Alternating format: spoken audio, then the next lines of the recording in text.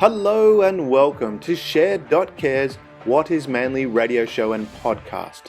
Men feel more lonely, lost, and not useful in society than ever in history. Males are not attaching to school, work, or women. What it means to be a man appears lost. Is there a framework for being manly that we can unearth?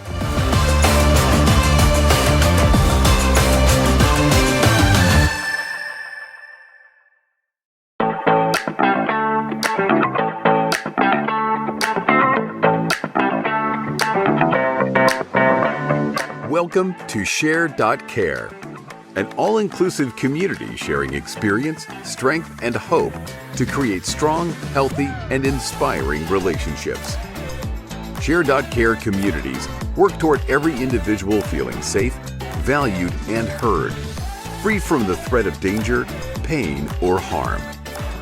Each episode, founder Damian Andrews explores the principles underpinning Share.care and invites expert special guests to share their knowledge so you can easily reap the benefits so many others experience. You hold the choice to create your future. Let it be with strong, healthy, and inspiring relationships. Hello, Deanna. How are you? I am wonderful. How are you? Fabulous. And for the audience listening, we've had a bit of a pre-show. We've had a bit of a giggle and a chat about life and how wonderful things are out there. Actually, when we're looking at it, if we turn off the news a little bit and look around, we see so many wonderful things out there. And that was part of the pre-show, which unfortunately you don't get to listen to, but we enjoyed. But for the audience, I have Deanna Jane Hann, who is the creator of the Goddess Compass and Night Shift, and she's a relationship, trauma, and confidence and transformational coach, and she helps people all around the world, and that audience is growing. Plus, she's been traipsing through the jungle. She has pillars of happiness, and she has a summit coming up. So we'll get into that as we talk through this. But let's start, if we want to step back a little bit, because there is a bit out there, and unfortunately, there are some men out there that are lonely, they're lost, they're not feeling like they've got a place in the world. What have you seen from your area, and what have you noticed in that regard? I know there's a lot of good things out there, but there are some, in our area certainly, there are some men that are lost. Is that similar to in your area?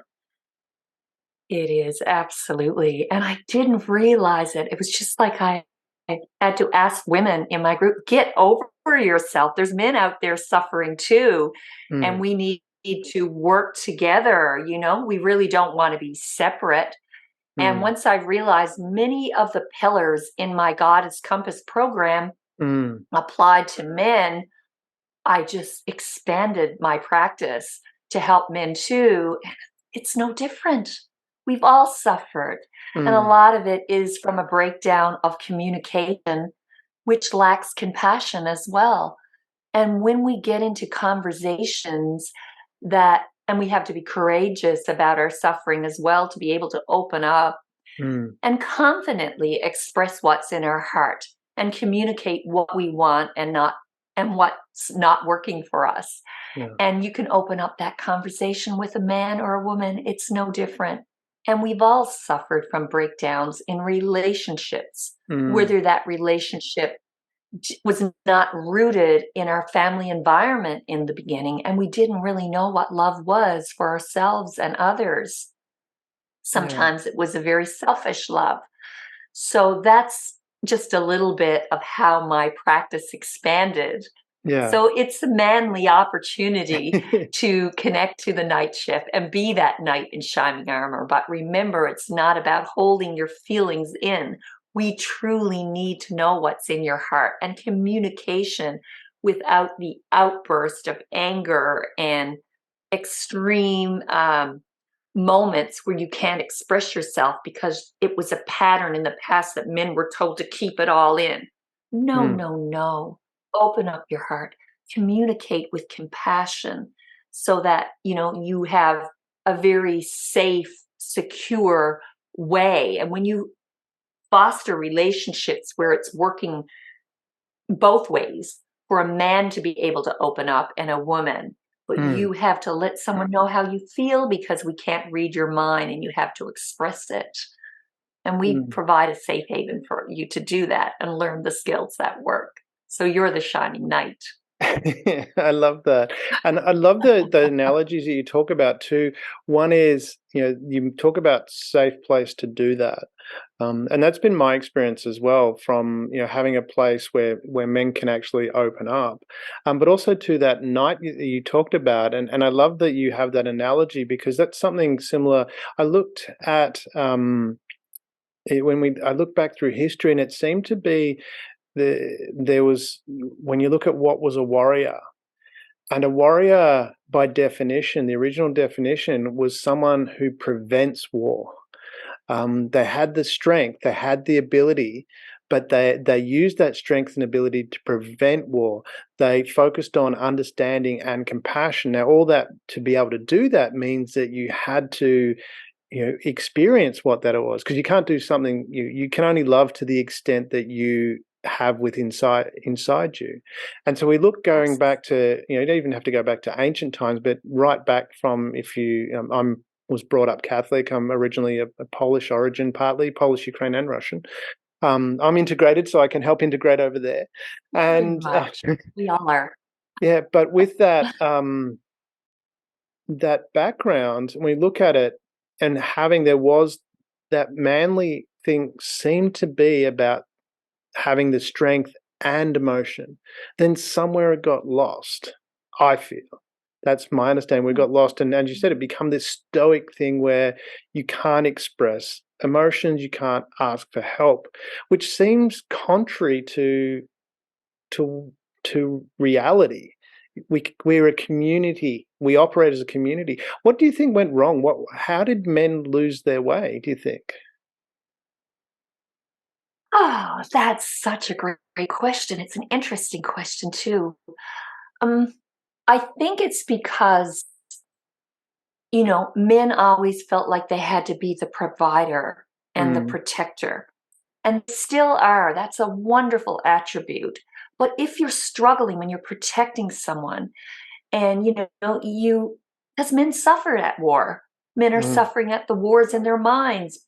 Men are suffering from hurting other people, and at war that happens. And if you don't have somewhere to express that in a safe haven that no one understands, that's not good. You got to bottle it all up inside you. And I think that's where the aggressive part comes. And that's an attribute that have historically been embedded in men, that they have to have this aggression. And that's why in the earlier years, it was more about the sport to get rid of the aggression. But we now know that women love sport too. So the aggression inside of us, if we're able to calm it, not only through the physical activities, but mentally being able to express it. Because before we didn't have a safe haven to put it. And that makes a lot of sense to me, because when you pose that question, I'm human. I don't have all the answers. Yeah. But as I explore it in my heart, it's about what you're feeling. And when you're able to open up what you're feeling to tell someone that you are suffering because you shot someone or you saw someone shot someone, you don't have to keep it all inside. It's brave and courageous. Go out there and, win that battle or be part of that battle. That battle has created emotions in you, and there has to be a safe place. Why should you keep them inside you? If you're in the right situation, people will feel your pain and your suffering, and you need a place to put it that's safe as well. You don't need to carry it alone. In 2023, or even back then when there was wars and battles on the battlefield. Yeah, and Right? exactly. You need to express that, and that's why I've always found, because for me, this stoic, manly thing where men don't ask for help, they don't express emotions. Because with my time, I was posted to the SAS, which is Australian Special Forces, similar to the Green Berets and the Navy SEALs in America. So these are the most lethal soldiers, the best soldiers. And what I always found there, because for me that was the environment I was in, and none of those people had a problem asking for help or expressing emotions when there was an issue. What I didn't realize until recently was, and I should have, because it was plainly obvious, is everybody that went in, and myself included, we went through a psychological test, and there were certain things that you had to pass. So we were, I think, from that test, I don't remember it, but I'm guessing from that test there was certain personality traits to do with having that ability. It wasn't, you weren't, people that succeeded weren't the toughest people by, the movie standard, your Arnold Schwarzenegger type, action hero. There was a different type of resilience. There was an ability to have empathy. There was ability to understand and be aware of what's going on. Some of the tests that we did, we have a test called the confidence course. The toughest people never passed that test because you couldn't do it by yourself. You had to do it as part of a team. And the American military has the same sort of thing. It very quickly forces you to either work as part of a team or fail. And that's where I've always wondered about this whole macho. I heard the best definition macho I heard was a guy that has a vasectomy and jogs home. And it's like, that's tough. But from that side of things, Yeah.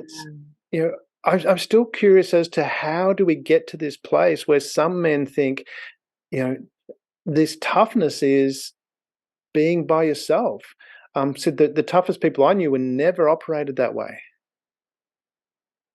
Okay, so we need to create them. We need to create compassionate leaders for ourselves and compassionate leaders in the whole system. We need to just shift from the mentality that we can't do it alone, and that's why men and women need to work together more. Because when you've got patriarchs running, they're having certain attributes. So if we brought them together, there would be more balance, and then we would be able to lead passionately.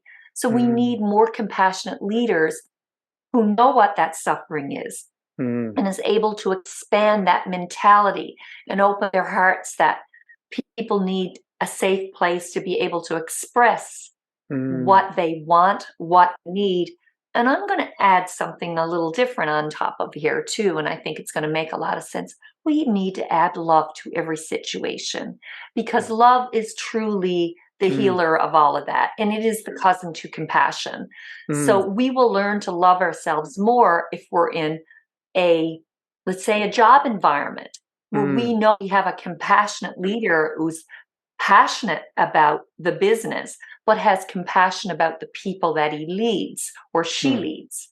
So I think that's where we need to go to have more compassionate leaders, not the ones that are the CEOs that will lead with their egos and, they will be more empowered with the money is more important than the value of the loving kindness and the compassion of the workers. Because sometimes that happens. That person has been on the phone all day, and I'm going to take it to extreme, and there's no work getting done here. Maybe instead of just, being angry and egoic about, you're costing me money, what's truly bothering you? I have compassion because you're on my team. We're in this together. So it's that togetherness mentality that we need.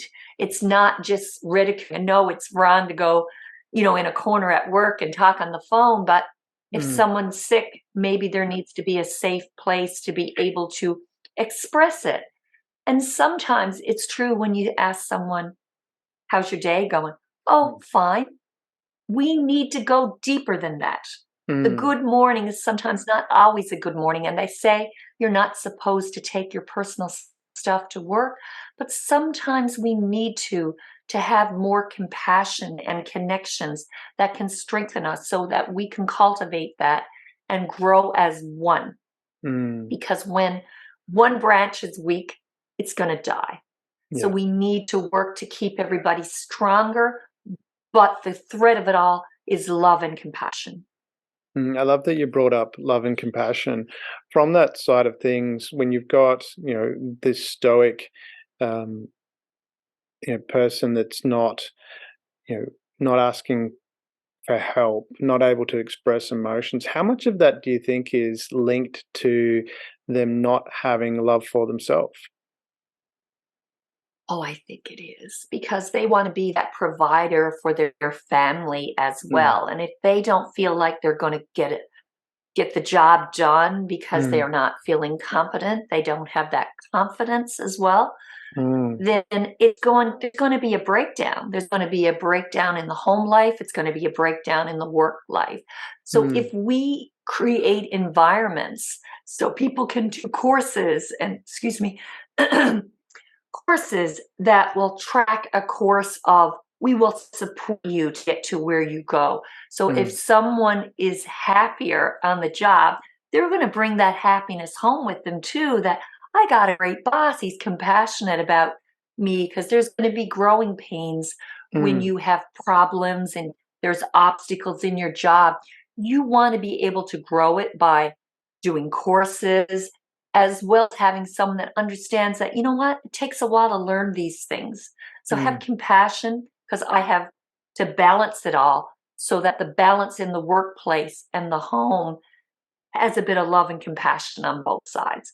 Love is not something that's just a romantic relationship. We have to have love for all humanity. And mm. through love and compassion, we can grow it and foster it so that it spreads around. So nobody feels like they're doing it alone as well. How do you And that's a reach? compassionate leader. I really Yeah, believe that's what we need to grow, yeah. and it How will does transform to a better world. exactly? It'd be nice. I mean, that would be ideal to have that situation. What happens to from the, as you say, you have the man who wants to provide for the work and having, even if they've got a compassionate leader, sometimes circumstance doesn't work out so that they've got that ability to do that. Um, I'm thinking of Eric Banner. I remember here before Eric Banner became a worldwide actor, he had a show here in Australia on one of the TV networks. And that show got cancelled, not really because of anything that was wrong with it, but just because it was I'm not sure exactly why, but I know it wasn't. It was a good show. It was a very funny show. He was a great comedian, but the point of that was he was told by one of the executives, and it was I think it was the CEO of the station that he was on. Look, you've got a lot of talent. Don't take this personally. It's things will work out for you, um, but this show is not going to be on anymore.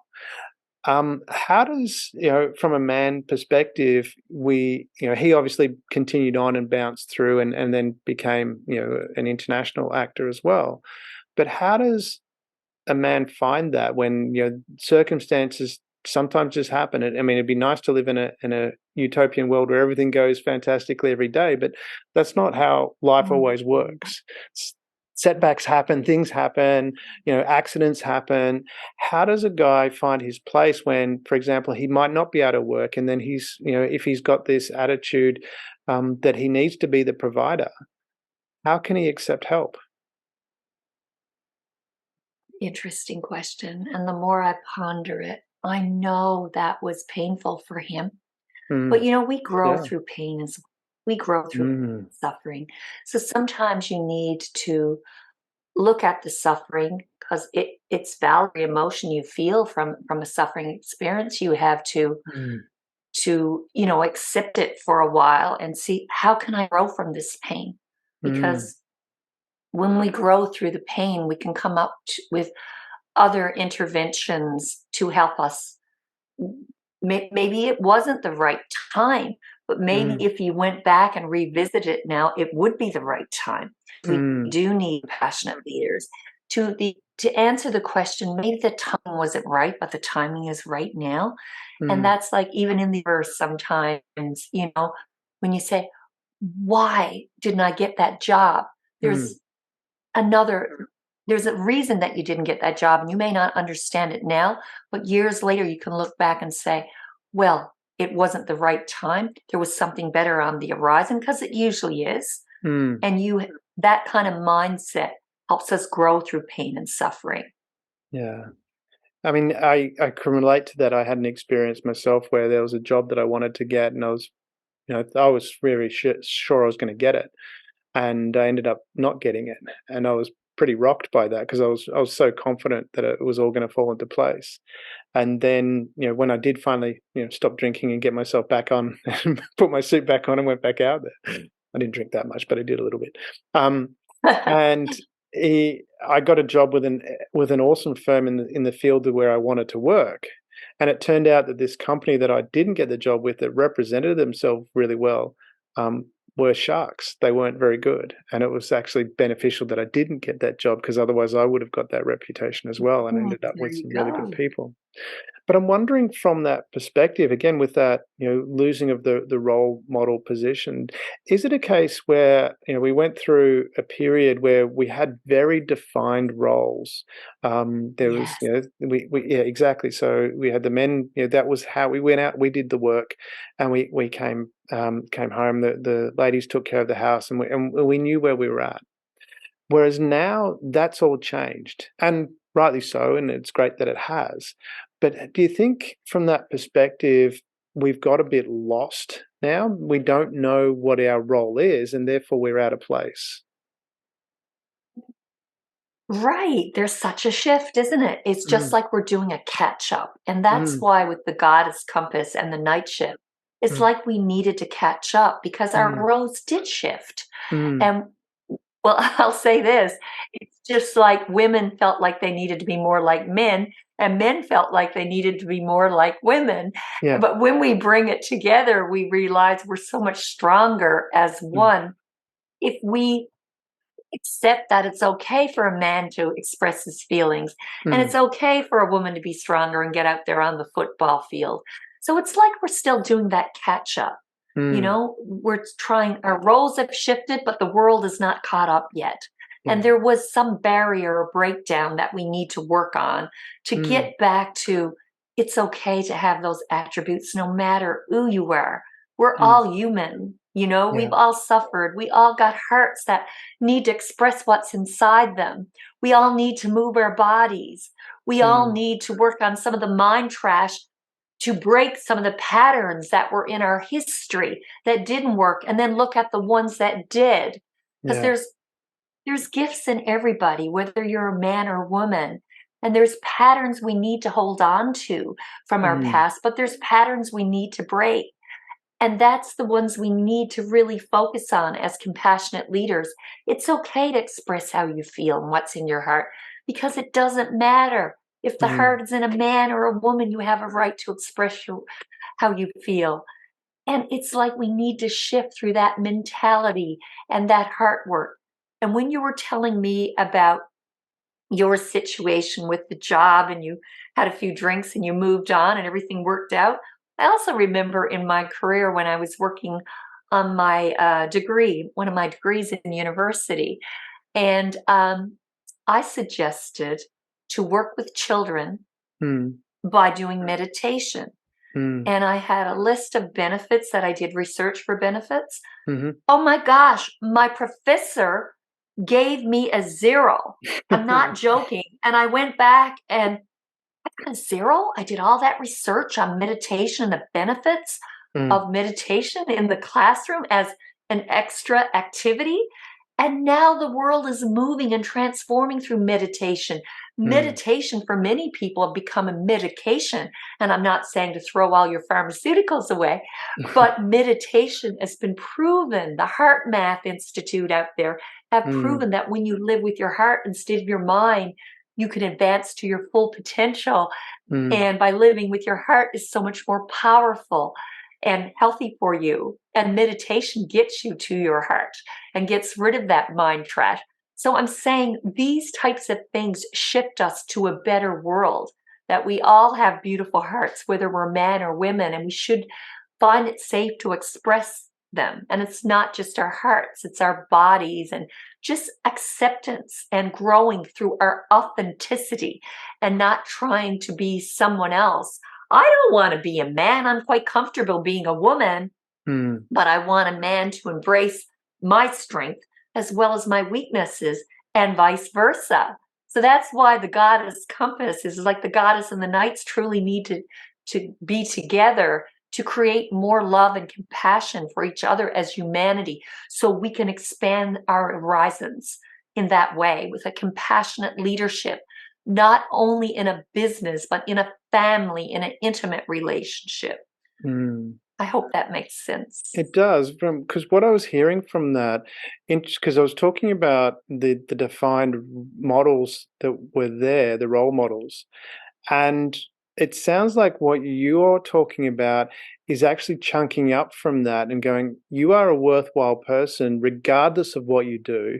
You can get out there and do whatever, and that's okay. Is that, am I understanding correctly that we need to have a confidence? Exactly. It doesn't matter what your gender is. It Mm, doesn't matter. Embrace your authenticity and your oneness, because we all got the same thing inside of us. You yeah. know, it's just packaged a little differently. How would you, advise someone that is lost to do that, to say, "Hey, there's all this stuff out there, but really what you need to do is, like yourself, love yourself, and embrace who you are and put that out into the world." And, for the people, for the guys out there that they're struggling, they're thinking, "Oh, I can't find someone for themselves," and just go, "Well, if you be yourself."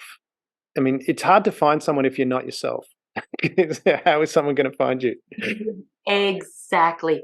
You have to be yourself, speak yourself, express yourself, love yourself, and I could keep going on. And I'm Mm, very spiritual there for all the men out there working.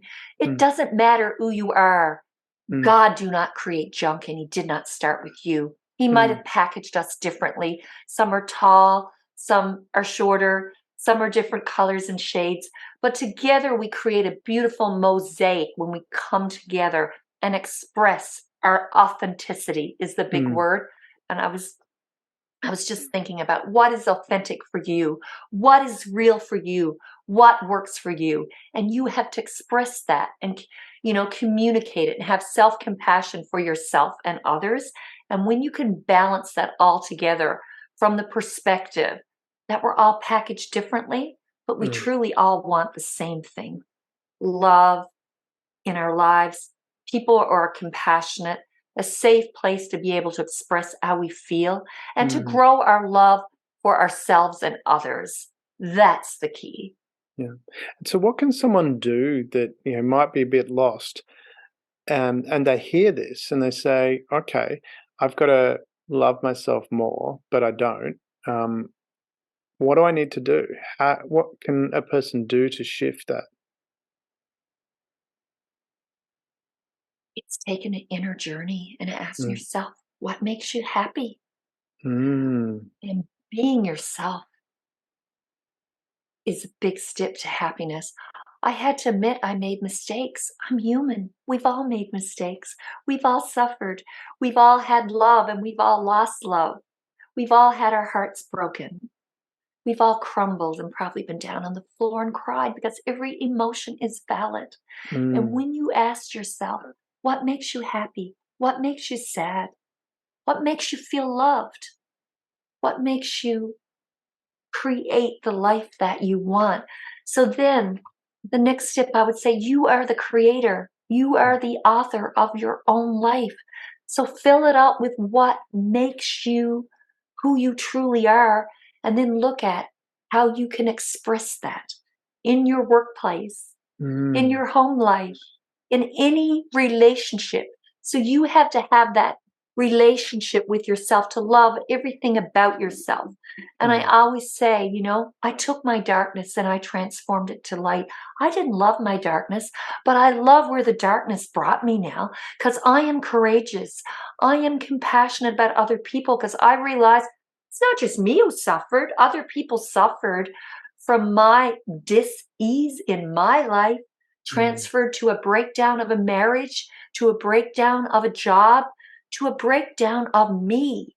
mm, And once I realized being authentic and being true to myself was the answer. So I had to love the journey and love going forward and realize that that's what I want to vibrate as: an mm, authentic person.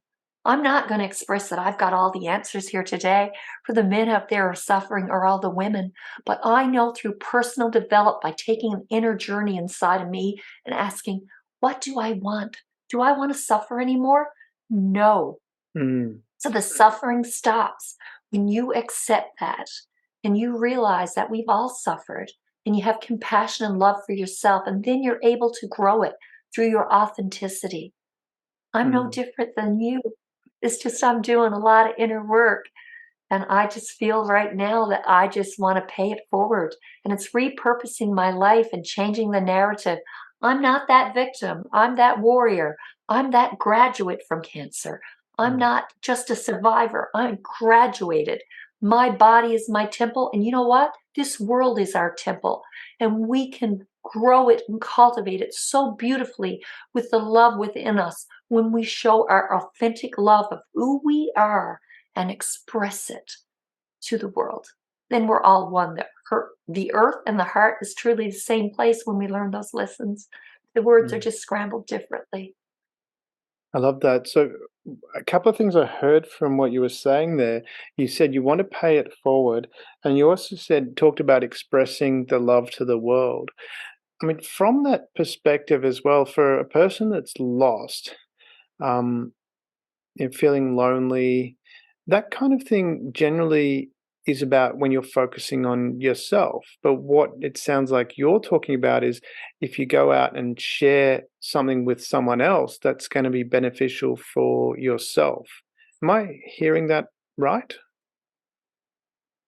You are. But once you realize that you're the author of your own life and Mm, nobody else is controlling you, mhm, and in your suffering, if you're tired of suffering, you need to transform the narrative to, I'm not a victim anymore, you mm, know? And the victim mentality for me really, when I look back at it, is I had to look at, mm, yeah, I had cancer, okay? And mm, I asked the question when I was going through cancer, why me? But then one of my friends said, why not you? You know, mm, I'm no different from anybody else. I still have that extra bag of chips, that extra drink, so you don't beat yourself up. It's a mm, journey that caused me to suffer and go through those things. But I also realized I'm no different from anybody else. So do I want to stop that suffering? Absolutely. So that's when I said that I am the temple mm, and I love my body. I will take care of it. And when you love yourself, you don't feel depleted, and you have that energy to be able to do the things you love, and you're not miserable, and you're not going around complaining and being able to be stuck in that suffering and being fixated. I'm a mm. warrior of all of that. So with someone that's suffering who are not comfortable, well, let's just ask this question. Are you tired of suffering? Because there's a better way. Look at where you've been through that suffering. Do you Mm, want to move forward? Because yesterday's not on the calendar, and everything that happened to you happened. It's over. So you can delete it and say, where do I want to go now? Be grateful that you get another day to make it right in your heart and be able to move forward. And I'll say this, yesterday is not on the calendar, neither are you. Tomorrow's not on the calendar. All you got is today. yeah. So every experience we have every belief we have is based on conditioned experiences from our past. So Mm, if we've learned through those obstacles, we can move forward and take those obstacles and transform them to power steps, to pillars to move forward. mm, And I think that's very powerful when someone who's suffering will think about it that way. I got through that suffering. I'm no longer in that relationship. I now have the armor to know how to protect myself. No one will hurt me again. But, mm, if you have that type of mindset, then we can go even deeper after you've healed from that and be able mm, to open your heart with the lessons learned so you can protect yourself with the right formula this time and not be in that suffering negative energy and be able to transform to a positive life with more love for yourself and others. And sometimes it's about being a people pleaser. We don't have to be people pleasers. You know, mm, you, yeah, that's a big one too, right? Because In my suffering, I felt like I had to be a people pleaser in many times in my life. Mm. And sometimes you just have to please yourself first by taking care of yourself and not depleting yourself. If I was tired, you know, I forced myself to do things because there was expectations. But you know what? Sometimes you just have to take care of yourself first so you don't feel depleted, and then you got more to give. Mm. Right? Well, is that part And of when you got more is love to give. yeah, I was gonna say from that Go perspective, ahead. you know, not being a people pleaser, pleasing yourself first, is that part of self-love as well from a from that perspective? Because I understand a lot of men are confused because they want to do the right thing. But is it a case really they just need to decide who they are? I mean, we're assuming putting aside being an arrogant prick, but being someone if they I think most people are Mhm. genuine and want to do the right thing. They wouldn't be asking that question if they weren't genuinely nice inside. So do you think it is a case of saying, "Hey, this is who I am," and putting that out into the world, and moving forward from that Mhm. perspective rather than trying to please people and because they're getting lost because they're trying to please everybody, and you can never please everybody. Mhm. I absolutely love that question. Mm. What is love? Is my question for all the viewers right now. Mm. I'm going to give you a few seconds just to think about it because I'm going to tell you my definition of love because it took me a while to put it together and express it in words, Right. even though we all are made of love and that's where we came from. Mm. And we yearn to have more love, Yeah. but it has to start inside of us first. And it can't be such a selfish love that it takes away from other people. It must add. And that's how relationships grow. Mm. And it's like we need to add that love to ourselves first so we don't get depleted, but not to be able to hold on to it. So it's so selfish, so selfish that we're only thinking about our own needs. Mm. And we able to be able to express it and take action. So it's not just a selfish love that it's just about me. Because if you've Mm. got enough inside yourself, the me can become we, right? Mm. And you're able to have a relationship where everybody can grow in love. Mhm. You don't have to be jealous or envious or thinking it's all about me. It's we can grow together. And whether that's in an intimate relationship or a family or a fashion or, a family relationship or even in a corporate relationship, Mhm. if people genuinely have enough love and compassion for other people, then they can let people go after their passions, compassionately speaking. Yes. And even, with a girlfriend and a boyfriend or any, romantic relation, he, she, it, whatever you want to call it, Mhm. if you will let other people grow and do what they want to do, then they will love the journey and that love will come back to you because they will be happier. So it's Mm. like you grow that love when you add it and say, it's not just about me. It's like, how can I add love to any relationship? So it's Mm. not selfish, it's balanced and it has that component of compassion as well. Mm. So I don't know if that makes sense, but that's my definition of love. Love as to add something, not take it away, to grow it. If you have a selfish love, it will die because he's a selfish person or she's a selfish person. We don't want to be with someone.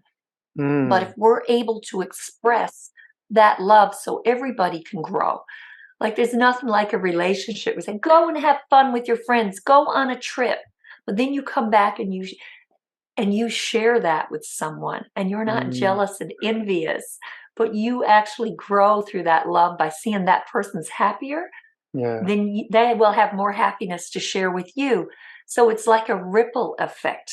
And Mhm. that's the type of love that I want in my life. And that's the love that I'm cultivating in all my relationships. And that's what we all need to do. It can't be such a selfish love that we don't think about the other person. It's a balance. It sounds like from that perspective for the person that, the man that is lost or the boy that is lost, that what they need to be able to do is be able to love themselves and then express that love to other people, and by doing that, they will come out of being lost and lonely, because by expressing love out to the world, You're breaking up. Mhm. just like that. Is it come back again? Can you hear I me? lost you for about, I'm gonna say, maybe 15 seconds, so if you could recap Yeah, so I what was you were saying from that saying. perspective, it sounds like what a person that's lost and lonely needs to do is find the love within themselves and then express that out into the world. Because if they're putting that out into the world, they will no longer be lost and lonely. Is that fair to say? A Absolutely. I think so. From I your think it's a better way than that selfish love. There's self-care and there's self-love, and it's Mm, a fine balance. We have to take care of ourselves and nourish ourselves. Like I said, mm, when I was sick, I had to take care of myself, but sometimes I was that people pleaser. But if mm, you're expressing it with compassion, that's the key. I want, please understand I need to come stay home. And, that part of the journey, being able to express that authentically, why, mm, and encouraging someone to go out and have fun or to go get their work done or to take a trip or, whatever it is. But doing it with compassion is the key, not doing it so selfish as I'm just going to, do it because it's just so right for me that I don't care how you feel. There mm, has to be a balance there to be able to express it. And the word compromise is coming from compassion.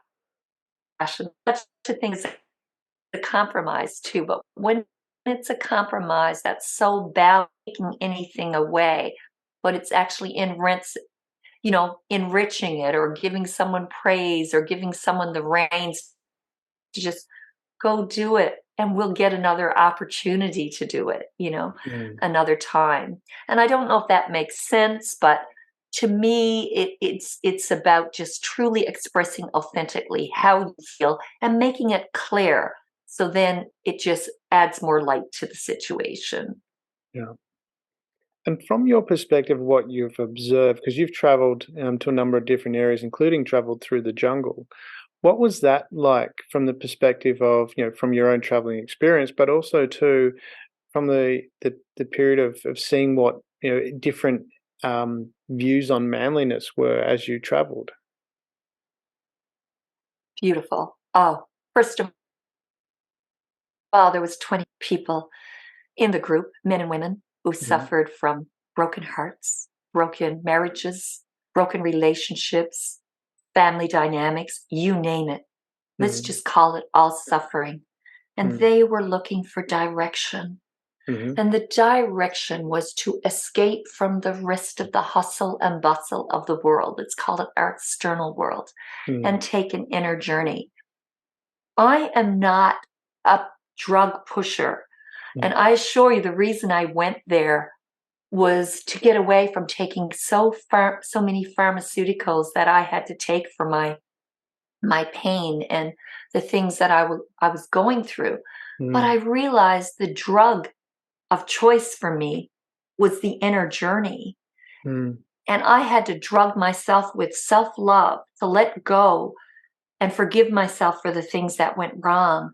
I had to forgive other people who didn't understand me. And mm, that's okay. Sometimes, relationships break down. But in the jungle, what truly happened is people wanted to connect with their hearts to heal them so they could open them again mm, without fear and without judgment. And it's like the part of the journey was to be that soul without shame again and to mm, change that narrative, like I said, of not being the victim. So mm, the Amazon jungle taught me that deep love for myself and to not be scared of that inner journey because there it truly was an inner journey. There was mhm. no Wi-Fi connecting me to the rest of the world. It was Yeah, just me and the plant medicine that I took. yeah, And it was the people just opening up after taking the plant medicine and just expressing what was mm, in their hearts. And it was the most amazing expansion of me and how I connected to the universe. And I realized the heart and the earth was really the same place in our oneness. mm. Wow. So true. Mhm. And from that experience, you've gone from there to now develop the pillars of happiness. Would you like to tell us a bit more about that? Yes. So the Pillars of Happiness is based on a program by Marcy Shuma, which I did.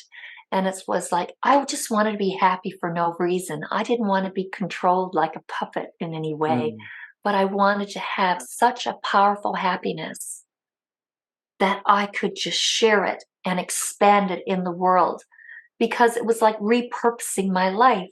I mm, want happiness and I want happiness for everybody else. So mm, I was able to be a more compassionate person and mm, a passionate person about my journey. So the pillars of that was looking at my mind, my mind. And mm, once I realized my mind, I'm not always everything I think, because in the past, our thinking comes from our beliefs, which were conditioned from experiences from our past. My mm, past is over. So I can create new beliefs, beliefs that will fill me up with love and light so I can expand it and mm, create more happiness. So I look at what kind of mind trash do you really have? What do you mm, need to let go of? Look at the patterns from your past, from the way you grew up. We talked about the manly thing. Some mm, of those patterns of being keeping it all inside is mm, not the answer. We know that now, right? It's better to express how you feel and be able to open up and be authentic about every part of your journey. That's mm. where the connection comes, and that's where the compassion can grow. So, just for a moment, for everybody out there watching, when you say, I believe, what part of the body do you men out there touch? I believe. Please don't tell me you touch your mind. I believe for most people, you touch your heart. Mhm, And your heart is so beautiful when you look at the beliefs that you can change in there to be able to open it up with mm, compassion and expand it to, like I said, the earth and the heart is the same place. mhm, So it's the beliefs we really need to revisit. You're mm, not everything you think when you live with your heart. You need to delete some and you become limitless and you can advance to your full potential with mm, having more love in your heart because you can break those cycles, those patterns, you know? And obviously, when you heal your heart, which is the other pillar, your heart is the most powerful thing, the highest vibration on the planet. I don't need to tell you that is love. And when you're in love, there's times you just can't even express it because mm. it's a feeling, you know? And I tried to express it earlier in our podcast. Love is adding to Yeah. things, it's not taking something away. So when you heal your heart, when you heal your heart, you genuinely, you know, have a safer haven, a safer place, and you can express more love through yourself. And then that's a vehicle to create more love for others.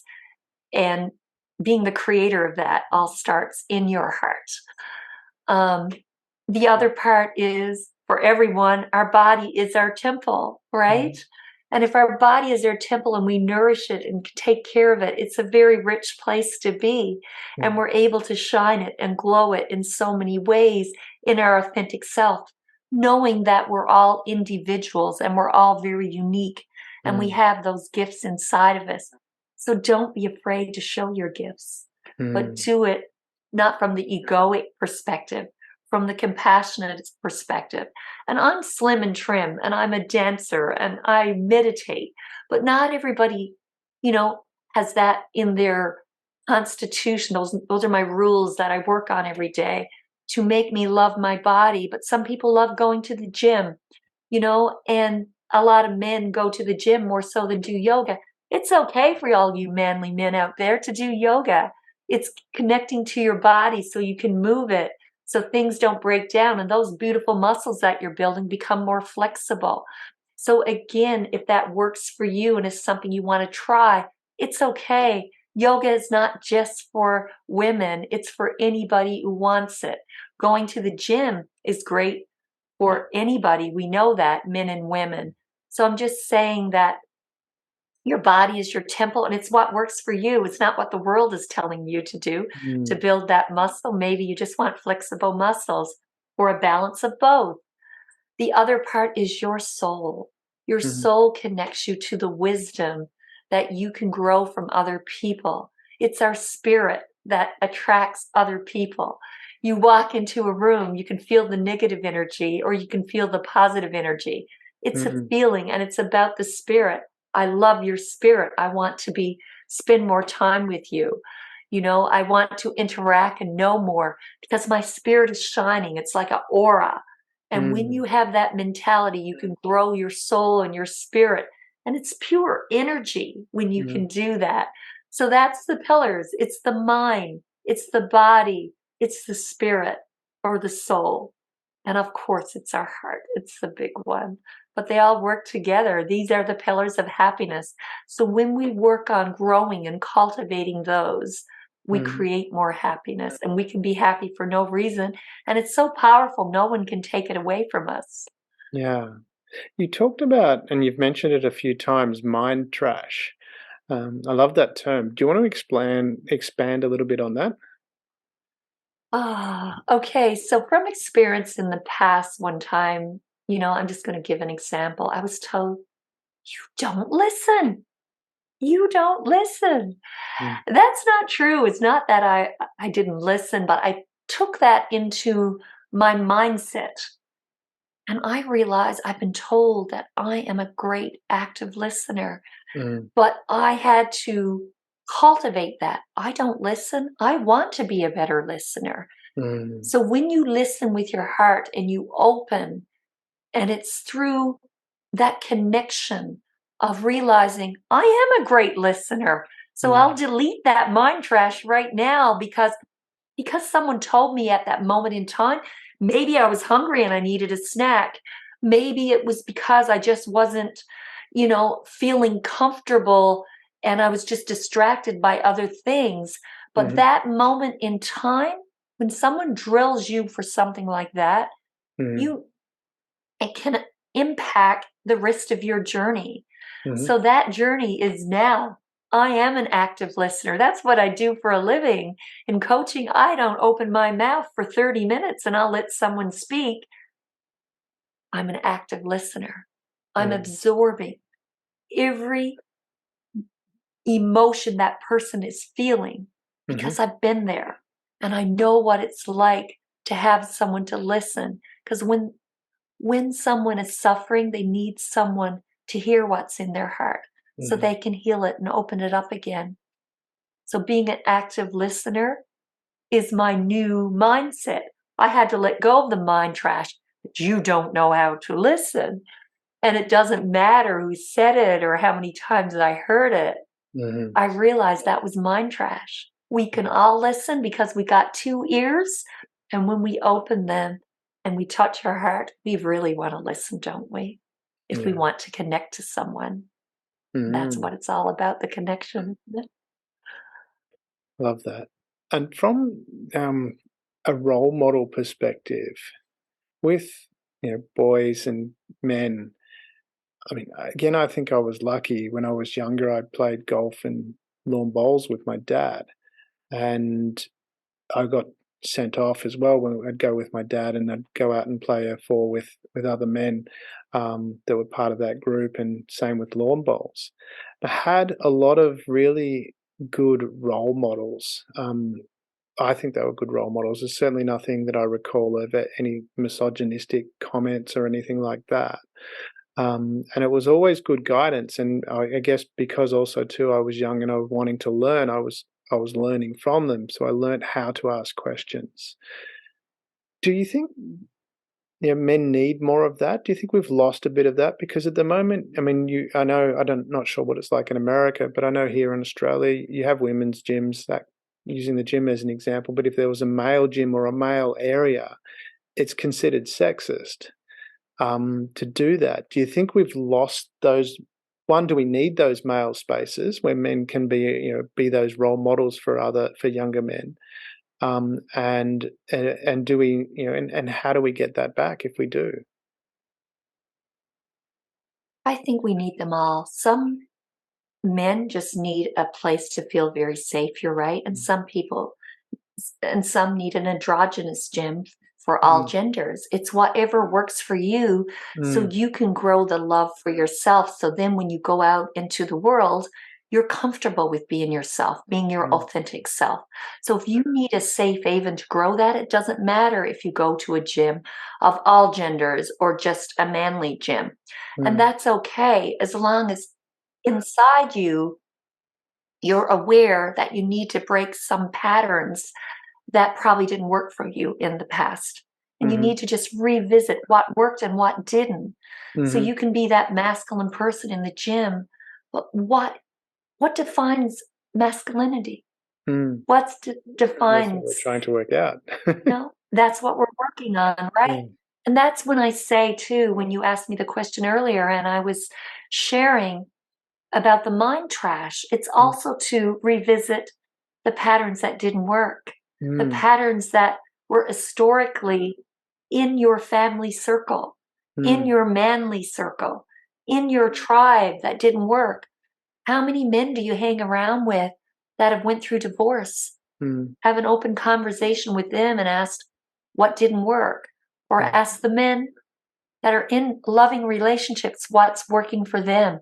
It's those open conversations that we need to have to create, that right mindset and that right authenticity in you that will work for you, so you can, attract more love and happiness in your life. And that's what it's all about, isn't it? I love that It has because, to, yeah, go ahead. I was going to say, because from what you're talking about there, it's about finding your own way. And that's where I'm wondering, coming back from that traditional role models that we had, to then going out into the world and having your infinite choice, so to speak. We can pretty much do anything men and women can do. Certainly in the free societies, can pretty much be whoever you want to be, which is wonderful that we can do that. And I just wonder from that perspective, because I look at a lot of people that I know that are in successful, well, what seem to be successful relationships, happy relationships, even though they might not be following a traditional norm or so-called traditional norm, they've defined for themselves what works. So who does what within their relationship. I know some relationships where the guy stays at home and he takes care of all the home and she goes out and works. There's some that have different aspects, but when in talking with them, they have very clear roles. But what I'm wondering, those people have worked it out because they've got those happy relationships. I'm just wondering, because we had such rigid roles where people knew what was going on, we haven't taught people how to decide on what's right for them. How do we do that?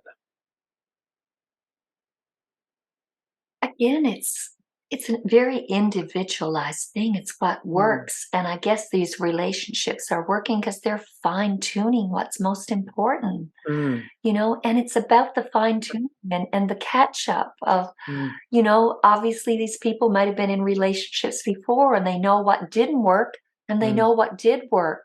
So it's that sharing, open compassion of, well, I don't want you to do that because that reminds me of something from my past. So having that, open conversation, so there's not triggers regarding things that didn't work, and being able to fine tune it.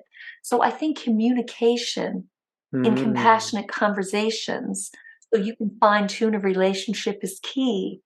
Yeah. And that's what keeps the love growing and cultivating that love. So it is a healthy relationship. It's about fine tuning. That's what I believe. I love that. With authentic conversation. Yeah, fine tuning and People so can't read your mind. You have to open up and express what's in your heart, Exactly. and it's sometimes what's in your mind that is preventing you to opening your heart. And that's when we get defensible and, get on the fence and we're egoic, and we know where that leads us. Yeah, having those groups where we can talk about and understand what's right for ourselves, because what I wanted to also understand, you mentioned before about men having, aggression, there's testosterone there. and releasing that in a way that's constructive. Because there's lots of talk about, and you have, I know you have it in America like we do here. There's a number of schools where everyone gets a participation trophy, and no one's allowed to fail, so to speak, because you'll get a trophy. How important is it to have that, to be able to release that energy and learn from that failure, to go, hey, it is okay to fail. It's not you as a person. That's part of this growth. Is that something we need, or do we all need to have the participation trophy? Right. That's a great question. And it's very interesting because I've pondered that myself being a Mm, teacher, that you want everybody to feel like they're getting somewhere. But I think we need to work on a recourse, mm, that the only competition that's truly healthy is being better than what you were yesterday. You should not mm, have to feel like, you have to compete with other people. I know we live in a world that's very competitive in many ways, mm, but I think if we foster that environment, that the healthiest competition is just to mm, be better than you were yesterday, your own mm, personal best.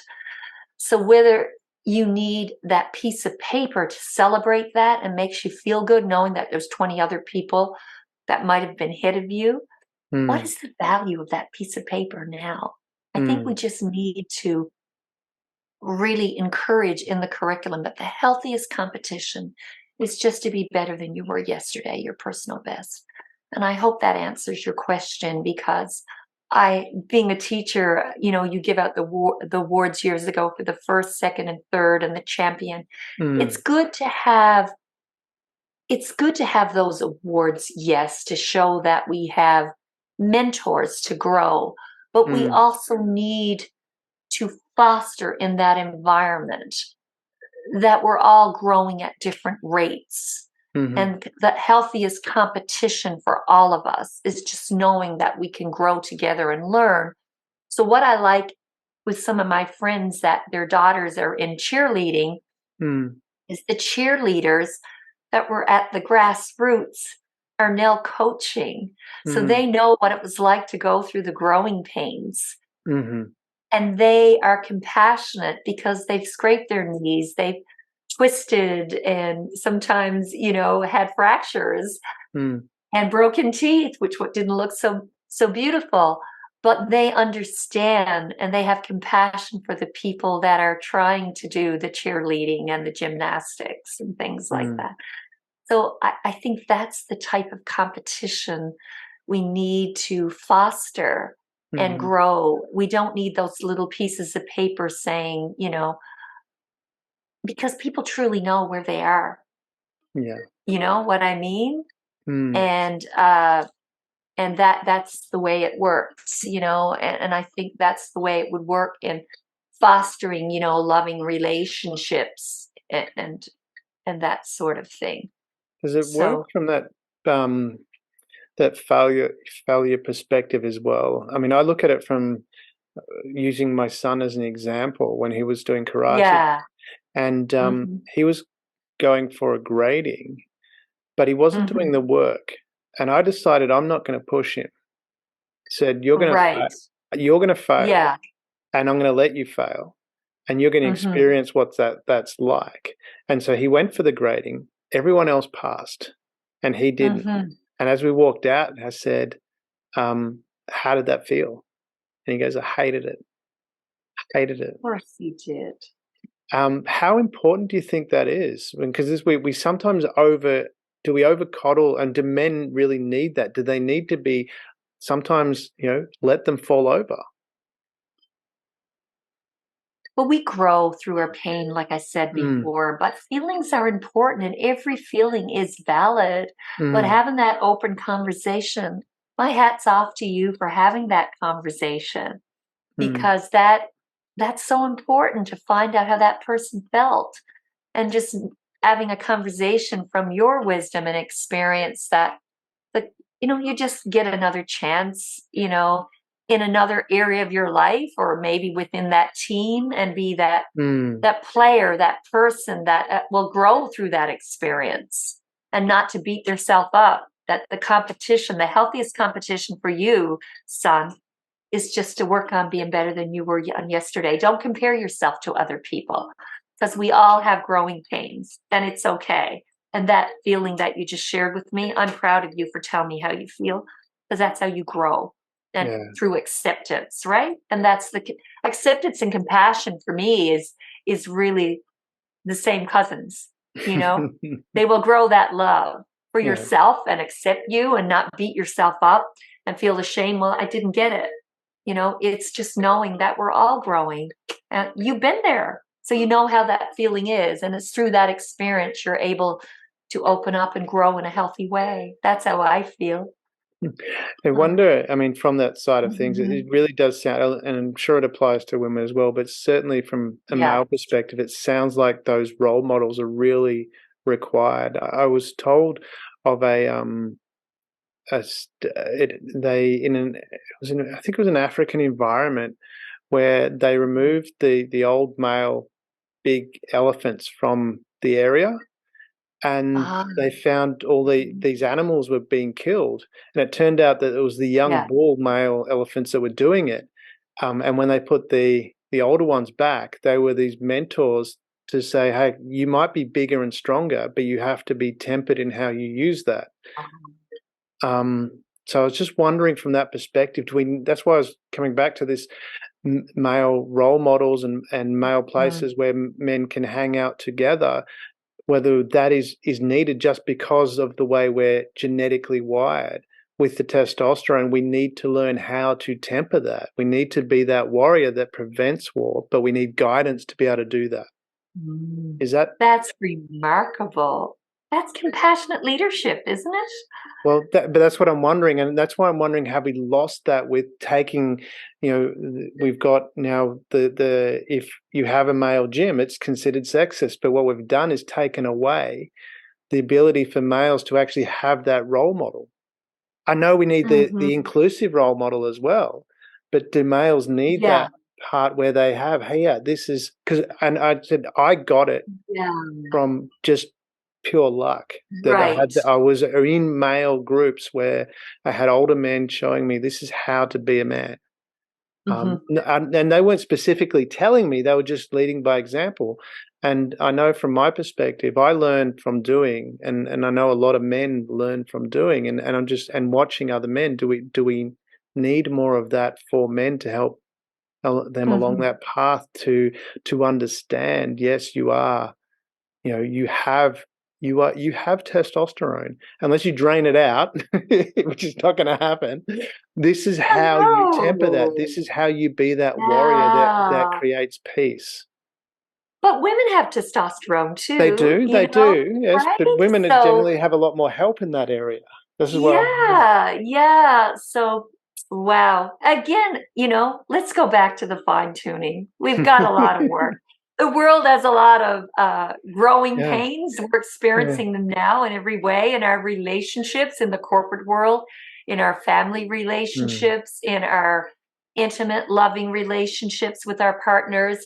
So we just need to fine tune so many things. It's like the world has to do a bit of catch up from nature. So when you mention the elephants, I say we need to go back to nature and learn from the primates who truly got it right. It was just the humans who got off on the wrong track because of our egoic journeys. Like I always think about when an animal kills for food, they do it for survival.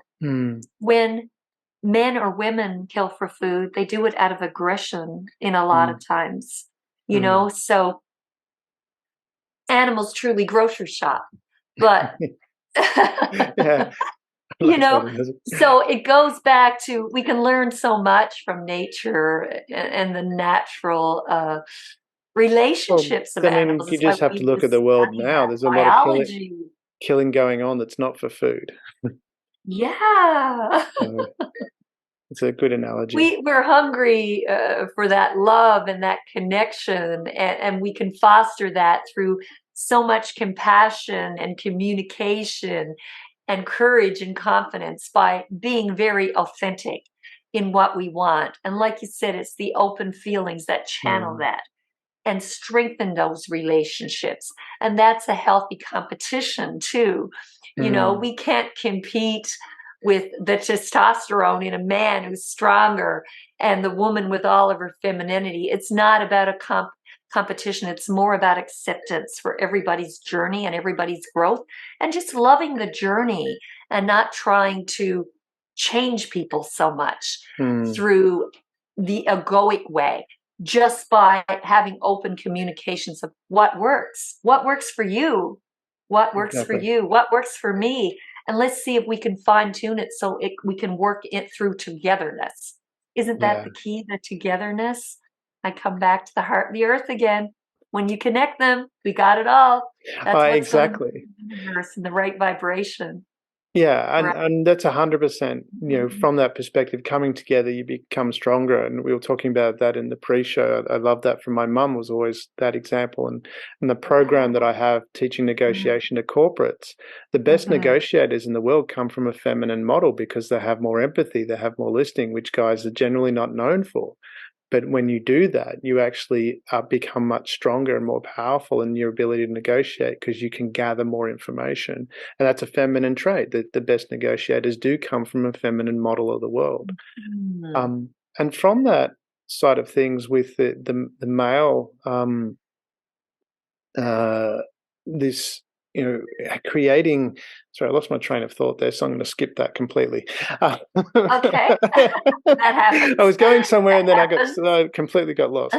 But from that side of things, because I know we are running out of time too, but do you want to tell us, because you've got a summit coming up as well, do you want to tell us about that summit? Let's skip to that. Word. Yeah. Thank you for this opportunity for everybody out there. I want to grow more happiness in the world. And I realize there's a lot of us out there that want to do that, because happiness for one can be happiness for all. So we're doing a summit in the fall of the year, and you can follow me. The credentials are with Damien and his What is Manly show.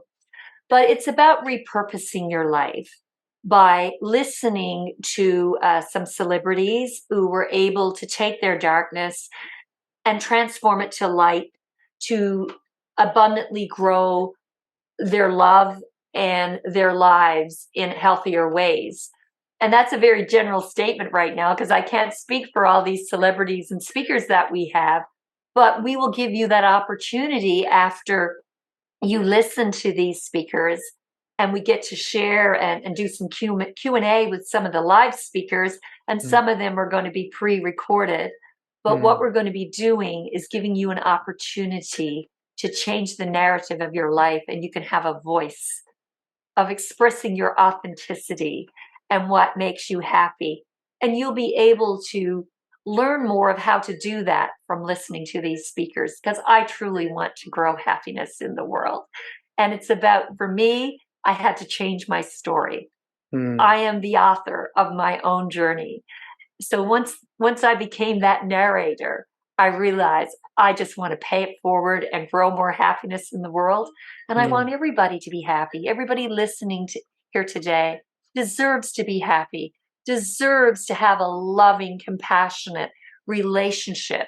But you have to be that person too, so you can grow it. And that's when the earth and the heart become the same place. And that's what we all want, isn't it? Yeah, definitely. I love that. And yeah, we'll have all those details in the show notes. We've got Dina's details all in the show notes as well. Dina, it has been so wonderful chatting with you. If you could sum up, what do you think for the guys out there that are feeling lost and lonely, if you were to sum up what is manly from what we've talked about, or anything new you wish to add, what would that be if you could put that in a nutshell? Well, first of all, I'm not a man, but I'll try. But I'm pretty sure you've met men and you like men and you've experienced things with men. I have so beautiful, loving friends that are men and women. I think just being authentic. And when I say authentic, be your authentic self. And when be your authentic self, look at the patterns that make you happy and the patterns that make you sad. revisit the ones and share them in open, compassionate conversations. Break the patterns that are not working. Embrace the ones that are, but do it with compassion so you can balance it in relationships by being your authentic self and not holding back, with expressing the true you of what works for you, and then ask what works for someone else. So fine-tuning that in any relationship, men. It's okay to be manly, but you have to ask yourself, what defines a man? We need to shift to the man that is in the now with 2023 and look at the patterns in the past that work and the patterns that didn't. Because you know what they are. Nobody else can tell you. You know where you suffered. You know where you fostered and flourished. So embrace that authenticity by opening up your heart and expanding conversations that lead to your happiness and the happiness of others. Then you're not left out, right? Love that. Beautiful. Deanna, thank you very much for being on the show, sharing your wisdom. Very excited for the events that you've got coming up and the work you're doing. Thank you again for sharing. Thank you. I look forward to seeing more nights in the world, the 2023 ones, that can only grow through the love of yourself so you can spread it to others to create a better world. Thank you so much, Jamie. It's been such a pleasure. Love and light to all. Thank you for being part of the Share.care community and helping people around the world prosper. You're creating a bigger pie for everyone to share. The more people contributing to the world being a better place, the better the world becomes for others and for you.